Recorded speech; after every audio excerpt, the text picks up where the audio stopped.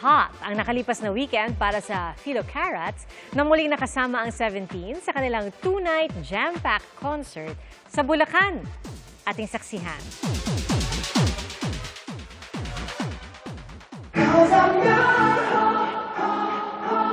Feeling at home ang K-pop powerhouse na 17 sa nag-uumapaw na Energy ng Philo Carats.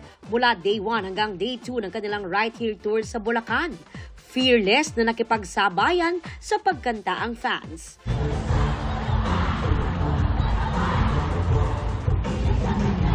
Kitang-kita yan sa post ng 17 sa kanilang Instagram. Super powerful ang bawat performance ng Sebongs na nag-flex din ng kanilang playful charm. Napa-agonize pa ang fans sa ilang ulit na pagbanggit ng 17 na babalik sila. Extended din ang saya backstage. Sa hatid na dance challenge ng 17, tampok ang latest single ng subunit ng grupo na Busok Soon o BSS. Sa isang Weverse post pagkatapos ng concert, nagpasalamat si DK sa Pinoy Carats for their love and support. May paselka o selfie naman si Joshua. Di naman nakasama sa tour si Jonghan na naka-enlist ngayon at si June dahil sa kanyang acting activities. Pero soon, mapapanood siya sa isang pelikula kasama si Jackie Chan. Nagbalik na ngayong gabi sa GMA Prime si Lolong Bayani ng Bayan. Pilot episode pa lang, pasabog na.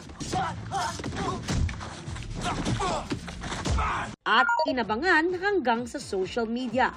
Ang karakter ni Lolong ginagampanan pa rin ni Kapuso Primetime Action Hero at MMFF Best Supporting Actor Ruru Madrid.